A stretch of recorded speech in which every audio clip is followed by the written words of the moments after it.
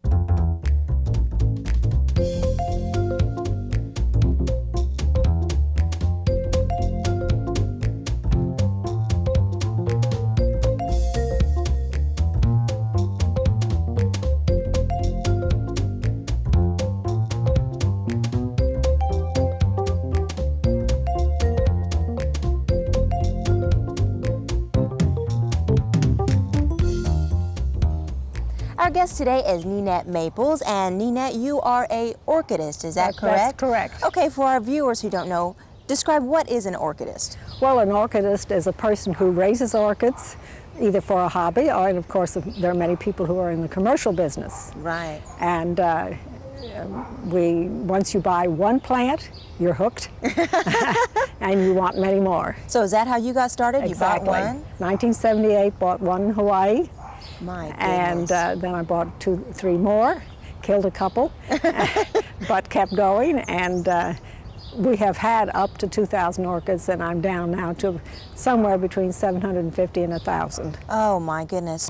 Majority of the orchids are not planted outdoors, and they are not planted in the ground. They're not planted in potting soil. Well, you know, I got some in the mail, as a free gift, and I planted them outside. That's a no-no? That is an absolute no-no. It's sure kill, unless they happen to be terrestrial orchids. These are Blatilia is their name, and it's terrestrial orchid, and it comes in the white and the lavender and kind of a pink, and it has all the characteristics. The flower has the same characteristics of all orchids. It has 3 sepals, 2 petals, and the lip. And the lip is the area that has the pollen, where the pollinization goes on. Hey Ninette, these are also beautiful, but we've kind of teased the viewers. Why don't we take a look at the greenhouse now? Oh, let's do. The greenhouse is 16 feet by 32 feet. Oh my goodness. And I have a cloth cover over it, which, contrary to most people who have greenhouses, mine is on in the winter, and it comes off in the summer, which is the reverse of what most people do. But I have all these wonderful shade trees that shade the greenhouse in the summer, and then in the winter I have full sun, which burns the leaves inside. So in another week or 2, I'm going to take the cover off the greenhouse. Now tell me, someone who doesn't have the money to have a greenhouse like this, what do you suggest they do? You grow in the house. You grow on windowsills, you grow under lights. Okay. Oh, Ninette, this is beautiful. Well, I hope you will enjoy it. Oh, we will. And we were just talking about the care of plants, and we're going to talk more about that later, but let's take a little tour here. Okay, let's do that. I can't wait to see all this. We have quite a variety of plants. In fact, you know, there are something like 25,000 species of orchids. Oh, no, I and didn't know probably that. 65,000 hybrids, you know, give or take. Oh, my goodness. And so that you have a lot of orchids to choose from. Right. Now, with this little one, this is an orchid? Yes. Now, this is an oncidium, and this is a very tiny one, but it's a perfect little orchid. Each one of those little white flowers is This is full grown? This is full grown. My goodness. I have 2 more oncidiums right here. Okay. This one with these lovely sprays, and then this one right down here. And these are all oncidiums, so you can see that one classification of orchids can have quite a variety in size. And the oncidiums are popularly called the dancing ladies because if you look at it, you'll see it has a skirt, and here's her head, and her arms are outlifted, and they are the dancing ladies. Let's take a look at the wildcat. This is a Colmenara wildcat, and the wildcat also has the name bobcat that has been given to it. And that's a beautiful color. It's a beautiful color, and actually, if you look at it from the back is pretty. Hey, Ninette, what does that sound? Oh, the humidifier just came on. Okay. And it comes on a thermostat, a humidistat. And that's required for the orchids? Yeah, they're required to have high humidity and lots of air movement. So we have fans and we have the humidifier. And along the aisles of the greenhouse, overhead you see a pipe. And when the heat comes up in the greenhouse in the summertime to 85, I have it set at 85, then these overhead sprinklers, misters come on, and that cools the greenhouse off. Wow. And you're set here. The spray is so fine that you can walk under it and it won't hurt your hairdo. Oh, that's good, isn't it? I run back and forth under it. It's really rather delightful. But while we're here, I want you to look at this row of orchids here are phragmipediums. And they are very, very pretty. Look at this delicate color that we have here. Oh, yeah. Now it looks like it has just like a little pouch. It has a pouch, like the Paphiopedilum has, but these are phragmipediums, and they grow along riverbanks. And so, whereas we're very careful with our orchids to never have their feet in the water, these do have their feet in the water. There are little cups under each one of these with water in them, and that gives them their natural environment. Now this one right here is called Fragrandi Allen, and look at the long tails it has on it. We have here's another pretty one. This is more of what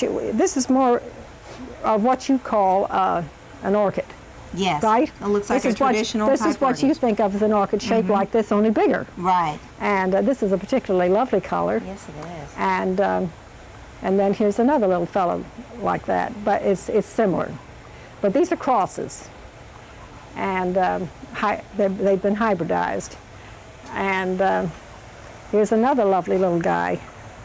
I think that's very pretty with the delicate very delicate color around the edge of the sepals and petals. And this one, this was called Charlie Brown. And Charlie Brown, that's unusual. Again, has a pretty little skirt in the front, and it's a cross. It's an EPLC, which stands for Epidendrum Lilia Cattleya Cross. An EPLC. Okay. Yeah. All three of in other words, there were three different species that were crossed to form this one hybrid. Here's again your traditional orchid corsage that used to be so popular for the growing of, for the wearing of corsages at proms. And we have something very interesting here that perhaps you would never have thought of. This that looks like a jack in the beanstalk. Oh, it sure does. What is it? Growing everywhere. This is a vanilla plant. And the vanilla plant that you get your vanilla beans so that you have vanilla in your cake mix. And this is in the orchid family? This is an orchid. This is one of your edibles. Not very many edibles. There are just a few of them, and this is the this one bloomed last year for the first time, and it had many blooms on it, big yellow trumpet-shaped flowers, and I'm hoping it will bloom again. Now tell me about this one that looks... Yes. What is this? This is a brassia, and it is popularly called the Lady of the Night. And it's called that because it's very seductive. It puts out a scent in the evening to attract. And also, you notice it looks rather peculiar. You don't see a pot. It's not growing in a pot. Originally, it was planted in a scooped out coconut.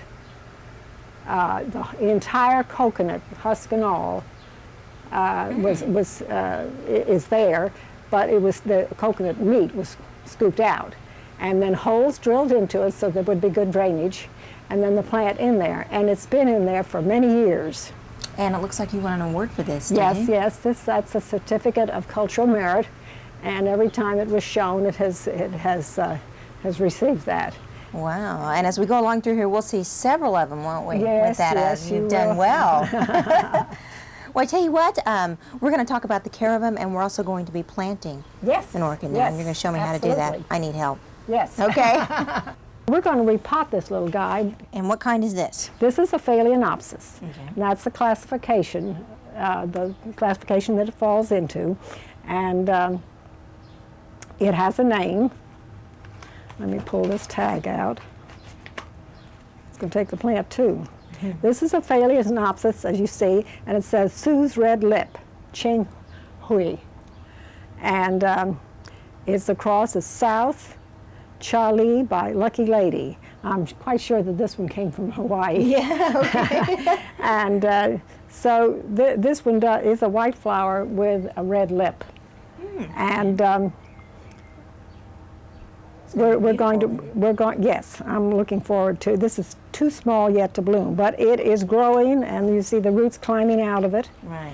So So it needs we're- a bigger pot? We're just now, when you repot, and you take it out of the pot and you get all the old stuff off of it, Okay. all the old bark, and if there are any roots that are dead, you cut those off, but these seem to be all live, which is very good, very nice. Then when you repot, you do not go to more than one size larger. It's worse to overpot than it is underpot. Oh, really? They like to be a little cozy. Oh, okay. And I there would are think that you some would there put are it big to some let it there are grow. some orchids like this dendrobium here that I'm not going to repot it at all for a long time, because they tend to go downhill when you repot them, because they like to be cramped in there and not disturbed. Okay. So I have a pot here that's a little bit bigger than the one it was in. Now the Phalaenopsis and some of the other plants on the north side of the greenhouse, we use the plastic pots. On the south side of the greenhouse, where the big cattleyas are that I was showing you a while ago, we use the clay pots. The clay pots do not hold the moisture like this. Oh, they don't? I would think it would be just the opposite. No, the outside of your pot will get very moist and it evaporates. Okay. But this will hold the moisture in, and these plants on the north side like a lot of moisture. So But they're all never plastic. soggy, never soggy. Put a little bit of our mix in here, and it has a little charcoal in it to sweeten it, and the sphagnum moss adds moisture. And the purpose of this large perlite, and it breaks up very easily, I keep trying to give you a big one, is it keeps it all open. It doesn't pack. So we're going to sit this in here, and we're going to tell those roots to get back down in there. Oh, so you can just scrunch them in there because they like to be crowded. Okay. Yes, yes. And I'm going to take some Super Thrive and spray these roots with it. What is Super Thrive? Super Thrive will help the roots. Now they're being disturbed and they don't like it, and so this was going to comfort them, and so to speak, and it's going to help chemical? Is that? Yeah, and it will promote good growth. Okay. Now I'm going to start spilling bark in here around those roots that I have crammed in there. Just keep dropping it in around the roots. Now, do you want this bark and stuff? Do you want that packed in pretty tightly? Then? Yes. Okay. So now I'm going to, Oh, okay. when you said that, this is truly what we do. And you're not And it's- worried about breaking the roots? They No, won't break? no. Okay. If they break, it's not going to hurt. They'll just branch out from there. Okay. But you want it packed down. You want all those little air pockets to be filled. So then we start and put a little more in again.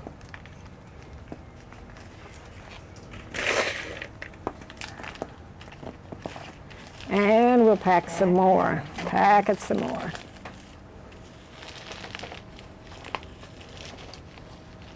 Now let's see if I did a good job. Oh, so that's the test then, huh? That's the test, if I packed it down well enough. Now the thing you must remember to do, of course, is to put your tags back in here. When you buy an orchid plant, you want it to have, now that P stands for Phalaenopsis, that's abbreviation. Okay. And you want to have that classification, that way you know what kind of an orchid plant it is. Then, but you want to know more than just, don't buy a plant that just says Phalaenopsis, because it has a name, but they're not giving it to you if it's not on the tag. So Sue's Red Lip is the name. And this is something that you need to know what it's So named. you'll know what it'll look like? You don't want to just be called Miss So-and-so. You want to be called by your full name. And so do they. sure, that's absolutely right. So be sure you get a plant with a name on it. Okay. Now, when you're watering, you water down into the pot, and you do not want water to go down into the crown. Because if water stands in the crown, it will rot, and if it rots the crown, you've lost your plant. So water around the outside then? Yeah, and let it just pour through. So there we've done a good planting, and and the Phalaenopsis we plant we pot every year. Now those great big Cattleyas with the orchid cassage type, we do it every 2 or 3 years, thank heavens. Yeah, huge. But in order to ensure blooming on the Phalaenopsis, we do it every year. Okay, Ninette, let's turn around and take a look at this aisle, because this is the aisle where everything is blooming, and it's just gorgeous. Yes, this is the season for all the Phalaenopsis. Oh, wow. Well, let's go ahead And a few other wonderful things, too. Yeah. Let's go ahead and start with this one. This one's unusual. Yes, this is a beautiful Miltonia, and it's called the pansy orchid because it resembles a pansy. And I love them, but they are difficult to grow in this climate because they like it cool. Therefore, I have it in front of the evaporative cooler and a fan blowing on it all the time. And but it's a beautiful beautiful flower. You've certainly done a good job. And there'll be others coming on from time to time. Okay. And we have here. What's that one called? This is called a Dogmanara, and the name of it is Flying High Star. Here's the star with the 5 points and bars, stars and bars. I like that. And and I had turned it around so that as they open, they wouldn't twist. They need to stay looking at the light that they started opening in. Oh. And then when they're fully open, then you can put them in any position. Okay. Oh, and I love this one. That's a big Phalaenopsis. Now the Phalaenopsis is called the moth orchid because the Phalaenopsis tends to look like a moth. Yeah, I can see it. And this one in our last show won a trophy for being the best grown plant in the show. And I can see why. Wow. Well, it's a big one, and I think there were something like 28 or 30 flowers on it. It's beginning to wane a little bit now, but this is the way the Phalaenopsis should be shaped.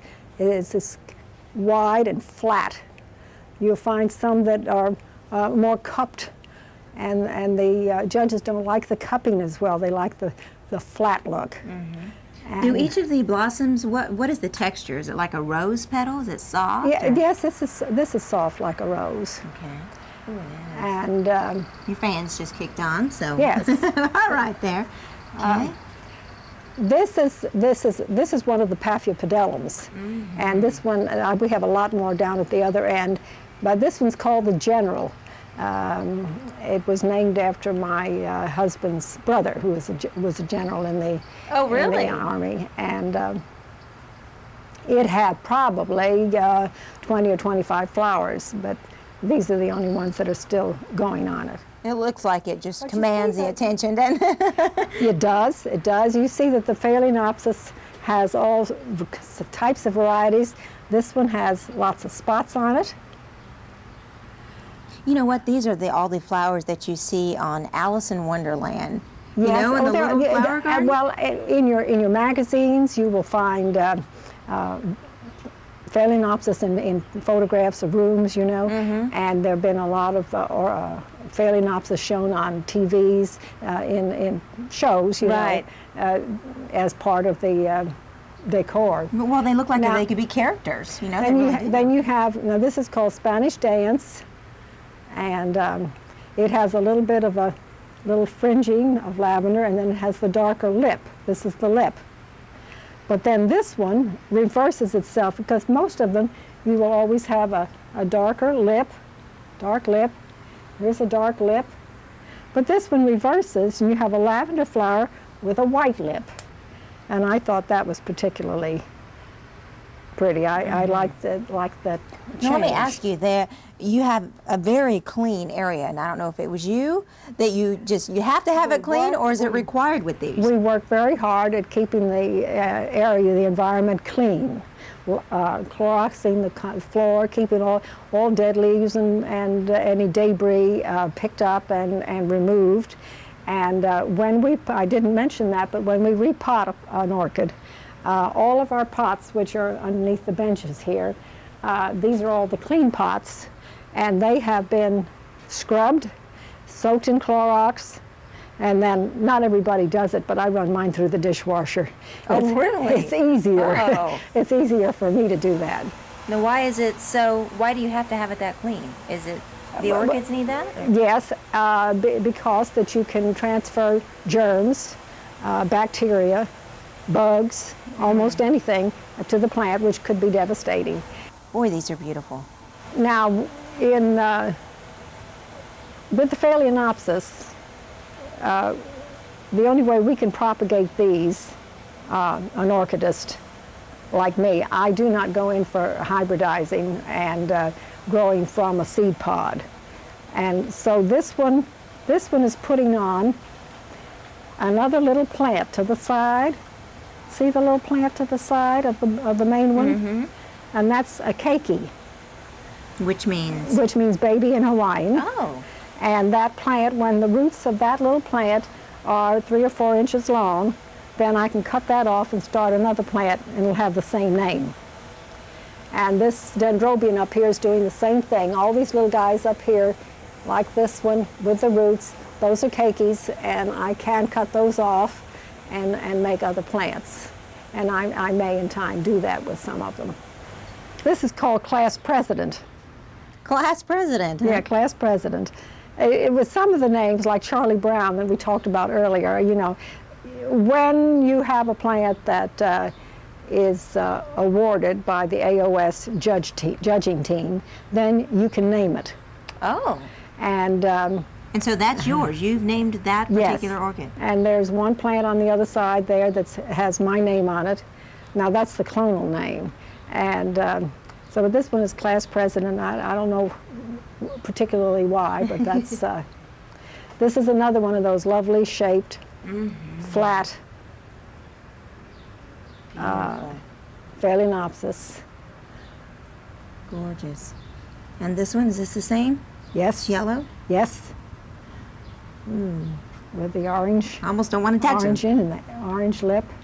Gorgeous. And these white ones, look at the center inside these white ones. It's so delicate and wonderful. Design work in it is fantastic. And Ninette, I've noticed this one, it still has the buds. When are they going to come out? They're within the next week. That's gorgeous.